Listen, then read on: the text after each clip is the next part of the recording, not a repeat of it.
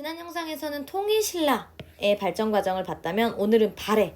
그래서 발해가 세워지는 얘기까지는 지난 시간에 했고 그 이후에 발전해 가면서 멸망해 가는 이야기까지 오늘 발해의 발전 과정을 공부하도록 하겠습니다. 자, 발해가 주변 국가들과 어떤 관계였을까는요. 사실 생각해보면 알 수 있죠.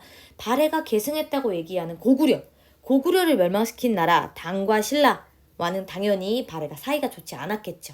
이걸 기억하시면서 발해가 주변국들과 어떤 관계를 맺었는지 공부해 보시면 될 것 같아요. 자, 먼저 무왕은요, 대조영 아들, 그래서 발해의 두 번째 왕입니다. 이때 북만주까지 영토가 크게 확장되고요. 무왕은 우리도 황제의 나라다, 중국만 황제의 나라 아니다 라고 하면서 중국과 어깨를 나란히 하려고 했죠. 그래서 독자적인 연호를 사용하면서 중국과 맞서려는 그런 모습을 보이니까 바로 당나라가 가만두지 않겠죠. 그래서 발해 안 되겠는데 라고 하면서 압박을 합니다.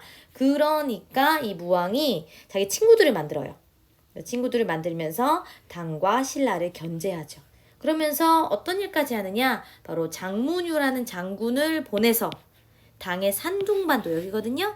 여기를 먼저 공격하는 그런 모습을 보이기도 했습니다. 그래서 무왕, 뭔가 싸우는 왕이에요. 그래서 당과 맞섰던 왕으로 기억하시면 됩니다.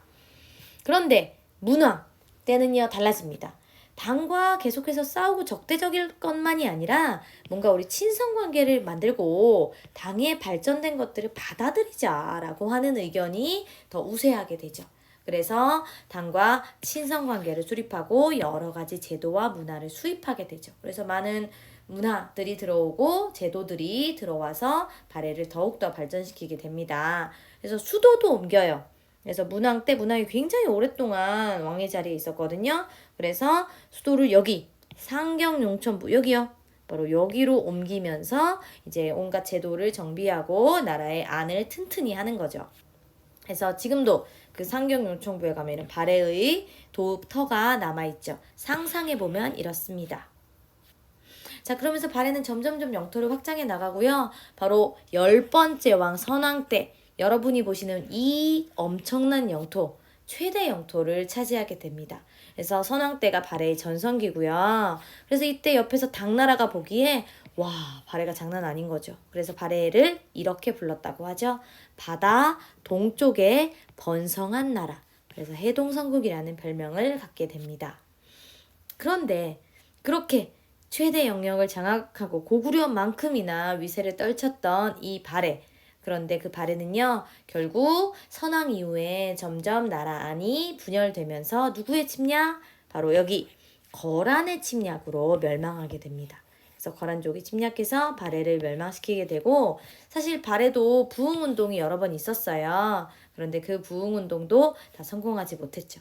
그래서 발해 유민, 그 멸망한 발해의 남은 유민들은 대부분 이제 앞으로 세워질 고려에 흡수되게 됩니다. 자, 그렇다면 발해 200년간의 역사를 이어갔던 발해의 통치제도 볼까요? 먼저 발해의 통치제도는 일단 고구려를 계승하지만 당의 제도를 많이 받아들였죠. 그래서 중앙 통치제도 보면 성으로 끝나는 거 3개, 그 다음에 부로 끝나는 거 6개, 바로 삼성육부, 요게 바로 당의 제도를 받아들인 거죠. 그런데 당의 제도를 그대로 따라하진 않고요.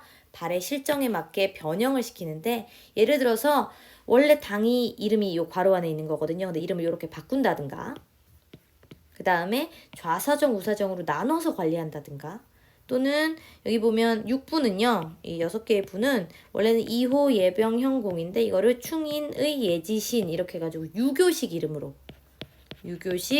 이름을 붙여줬다는 거. 이런 것들이 뭔가 발해 실정에 맞게 변형시킨 그런 모습이라고 할 수 있겠죠. 그래서 당의 삼성육부와 발해의 삼성육부는 다르다는 거.